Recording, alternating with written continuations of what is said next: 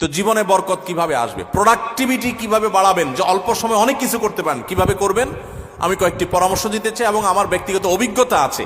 আর এই পরামর্শগুলো হাদিসের আলোকে কয়েকটি কাজ করতে পারেন আপনার প্রোডাক্টিভিটি বাড়ানোর জন্য। আলহামদুলিল্লাহ, আমি আমার বাসায় আমার ফ্যামিলির সদস্যদের এটার উপরে উদ্বুদ্ধ করেছি, তারা আমল করে। আপনি কিছুদিন এটা করে দেখেন, দেখবেন আপনার জীবনে কি পরিমাণ বরকত এসেছে। আমার বয়স 21 বছর, সকাল থেকে রাত পর্যন্ত সময়টা কিভাবে প্রোডাক্টিভ ভাবে কাটাবো, আমার টাইম ম্যানেজমেন্ট কেমন হবে, খুব দরকারি একটা প্রশ্ন করেছে। প্রোডাক্টিভিটি আমাদের জীবনে বরকত, এটা অনেক গুরুত্বপূর্ণ একটা ব্যাপার।